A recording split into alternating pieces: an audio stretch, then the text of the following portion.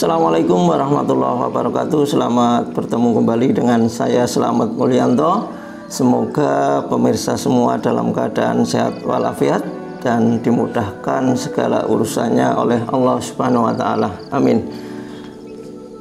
Pemirsa sekalian, jadi pada kali ini Minggu 9 Oktober 2022 saya ingin update kembali tentang revitalisasi Selokan Mataram Yogyakarta. Namun sebelumnya jangan lupa yang belum subscribe untuk subscribe terlebih dahulu ya, dan mohon nanti untuk bisa share, likes, and comment.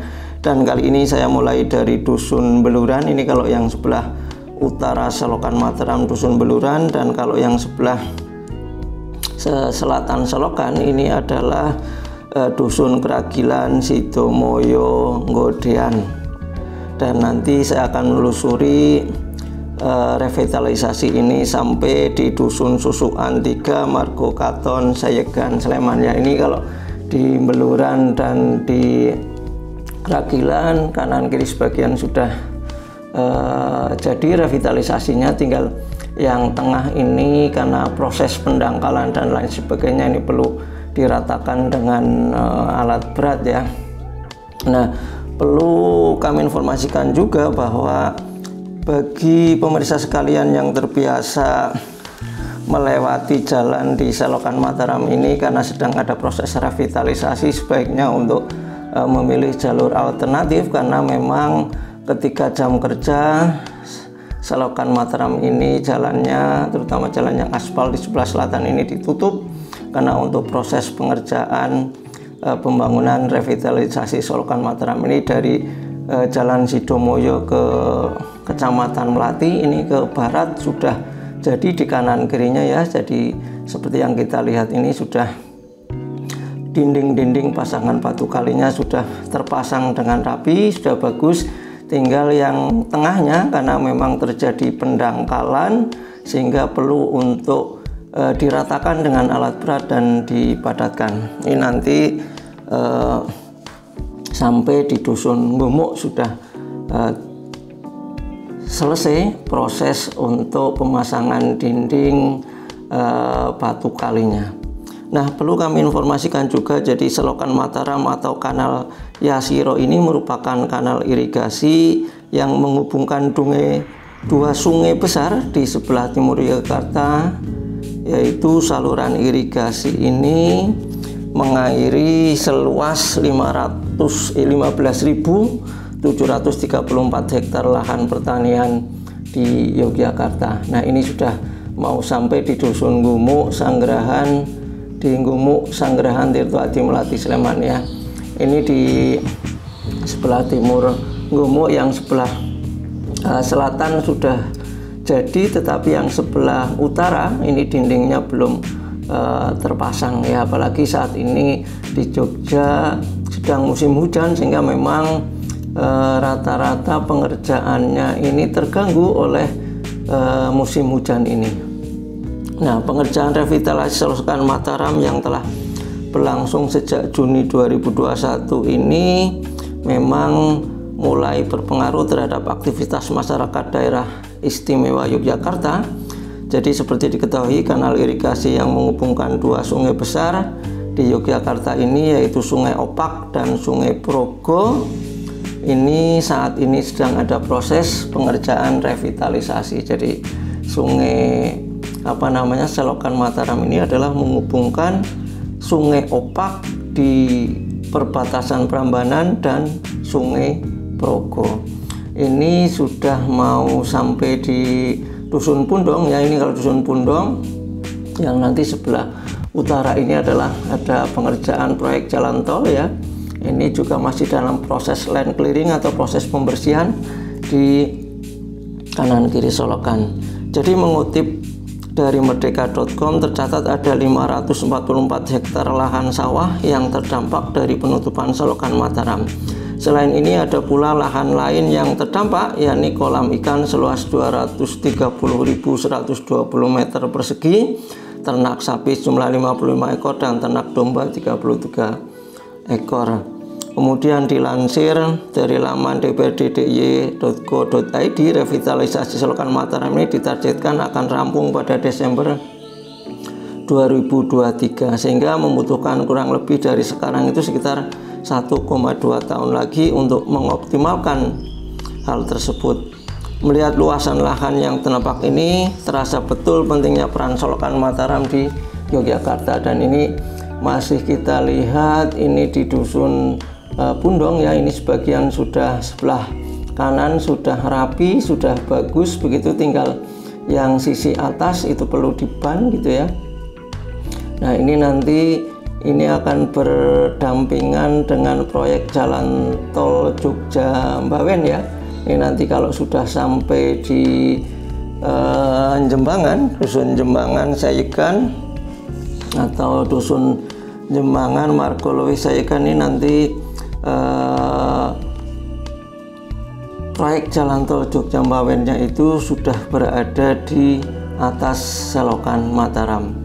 Nah ini masih di Dusun Pundong yang sebelah barat ya. Ini sudah jadi, walaupun sebenarnya sudah ditutup di ujung sebelah barat Kali Progo yang mengairi Selokan Mataram ini karena musim hujan, sehingga tetap di Selokan Mataram ini masih tergenang air yang cukup banyak, sehingga ketika proses pengerjaan perlu untuk disedotlah. Ini yang di ujung barat Dusun Pundong ini besok berimpitan dengan proyek jalan tol Jogja-Mbawen, yang proyek jalan tol Jogja-Mbawen. Nah nanti dimulai di titik ini informasinya proyek jalan tol Jogja-Mbawennya berada di atas Selokan Mataram, tepatnya di Dusun Jembangan Margolowi Sayegan, Sleman, Yogyakarta.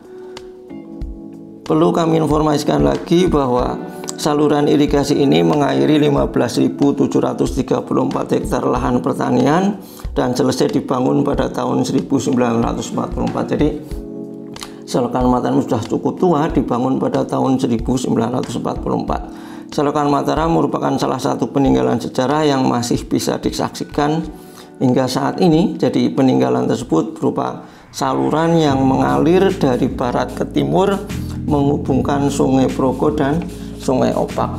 Dulu Raja Joyoboyo yang menyatakan bahwa bila Kali Progo kawin dengan Kali Opak maka Mataram itu akan makmur. Ternyata filosofi ini benar, karena pada waktu itu rakyat Mataram sebagian besar adalah penduduknya bertani, sehingga ketika Kali Progo dan Kali Opak dihubungkan, maka wilayah Yogyakarta itu pertaniannya yang waktu itu kering, sulit untuk pengairan karena ada saluran Selokan Mataram ini, sehingga menjadi teraliri oleh selokan ini, sehingga pertanian di sekitar wilayah Yogyakarta ini akan semakin bagus, sehingga panennya juga semakin melimpah, sehingga rakyat Mataram semakin maju. Lah ini jalan dari perempatan Godean ke Sayegan. Di sini juga nantinya proyek jalan tol Jogja-Mbawen berhimpitan dengan jalan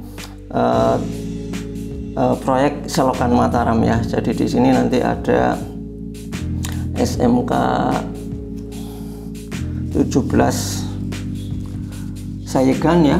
Ini juga di sini juga nanti berhimpit proyek Selokan Mataram dengan proyek jalan tol Jogja-Mbawen. Nah ini di sebelah kiri yang saya shooting di sini.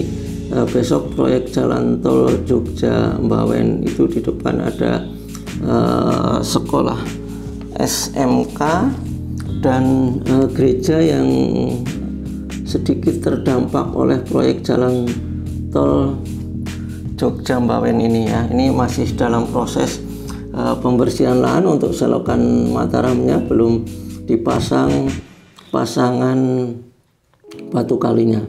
Ini kami susuri nanti sampai ke Dusun Susuan 3 Margokaton Sayegan. Kemudian dalam buku berjudul Selokan Mataram, sejarah pembangunan Selokan Mataram dimulai pada masa pemerintahan Jepang. Saat itu banyak masyarakat yang dikirim ke berbagai daerah dan dijadikan pekerja paksa atau romusa. Mereka terpaksa membangun berbagai infrastruktur untuk mendukung kepentingan militer Jepang.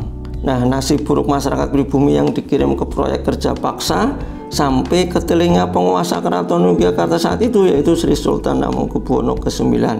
Ia khawatir nasib serupa akan terjadi pada rakyatnya, maka Sultan Hamengkubuwono IX kemudian berusaha mencegah orang Yogyakarta ditarik menjadi pekerja romusa.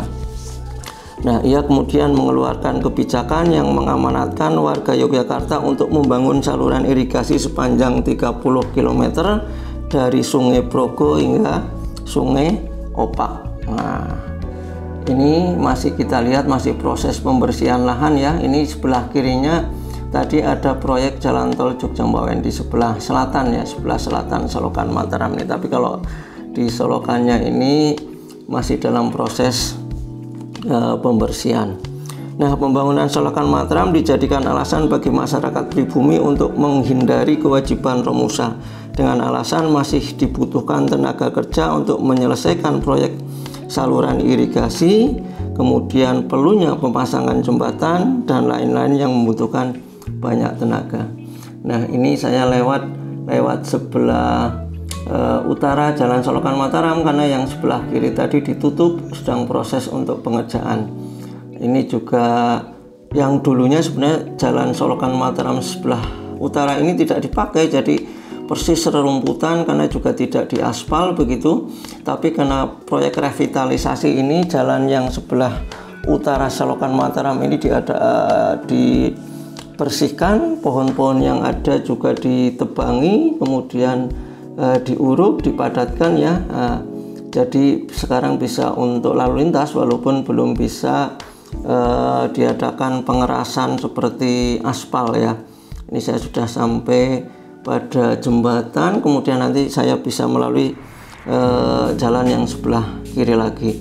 Nah, kalau di sebelah ini yang kita lihat, ini sebelah yang jalan sebelah yang dinding sebelah utara ini sudah terpasang rapi semua, tapi yang tengah ini yang dasar Selokan Mataramnya masih banyak tanah-tanah ya. Ini jadi perlu untuk diratakan, perlu untuk diangkat ke atas karena memang terjadi pendangkalan yang cukup banyak ya, sehingga mengganggu saluran irigasi Selokan Mataram yang nantinya bisa menghambat proses irigasi untuk pertanian di Yogyakarta ini. Jadi walaupun sebenarnya sudah ditutup di ujung Kali Progo sebelah barat, tetapi ternyata karena musim hujan sehingga air juga sudah tergenang cukup banyak di Solokan Mataram, sehingga ketika proses pengerjaan ini memang perlu untuk penyedotan, untuk pengeringan agar para pekerja bisa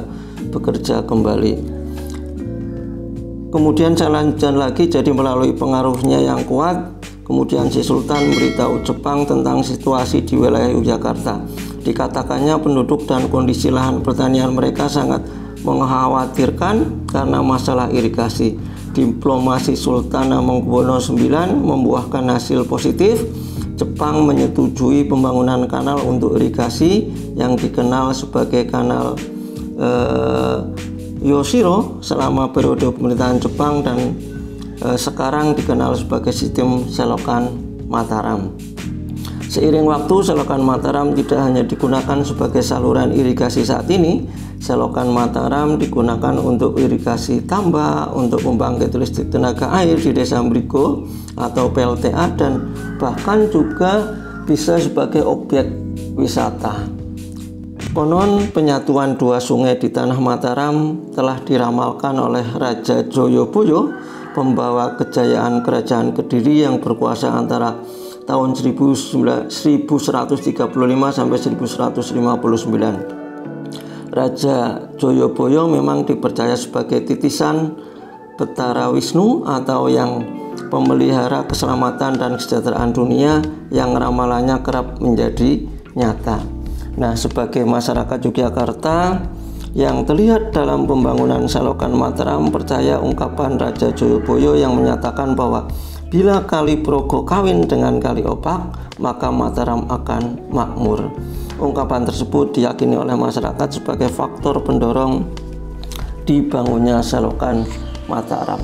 Nah, ini saya sudah sampai di ujung sebelah barat ya, Dusun Margo Katon. Ini juga sebagian besar sudah ada yang terpasang, tapi sebagian besar nih yang sebelah kiri juga, sebelah kiri atau sebelah selatan ya, ini masih belum terpasang ini. Jadi memang tergantung situasi kondisi di daerah masing-masing. Ini di sebelah selatan selokan Mataram ini juga berhimpitan dengan proyek jalan tol Jogja-Mbawen. Ini bisa kita lihat nanti. Ini proyek jalan tol Jogja-Mbawen yang di sini sepertinya ada proses pembangunan jembatan ya. Jadi ada pemasangan porpel ya, pemasangan porpel atau pondasi tiang bor ya. Ini alat-alat berat dari proyek jalan tol Jogja-Mbawen di Margo Katon ya. Ini sedang memasang beberapa pondasi porpel gitu dengan alat berat. Sedangkan di sebelah kanannya ini adalah proyek proyek revitalisasi selokan Mataram. Ini kita lihat kalau yang di sebelah selatan ini juga sebagian sudah jadi gitu ya, untuk pemasangan dinding batu kalinya begitu. Tetapi kalau yang sebelah kiri sepertinya belum. Ini jadi karena memang tiap hari Yogyakarta diguyur hujan, sehingga proses pengurugan tanah liat untuk proyek jalan tol Jogja-Mbawen itu memang sangat becek ya. Jadi banyak genangan-genangan air karena proses daripada hujan yang selalu mengguyur di kota Yogyakarta. Oke, demikian tadi update revitalisasi proyek selokan Mataram Yogyakarta. Semoga dapat bermanfaat. Jangan lupa yang belum subscribe untuk subscribe terlebih dahulu ya, dan monggo nanti untuk bisa share, likes, and komen. Demikian, selamat berjumpa lagi pada video berikutnya. Semoga kita selalu dilindungi oleh Allah Subhanahu wa taala, selalu diberikan kesehatan, dimudahkan rezeki, dan dimudahkan segala urusannya. Amin amin ya Allah rabbal alamin. Wassalamualaikum warahmatullahi wabarakatuh.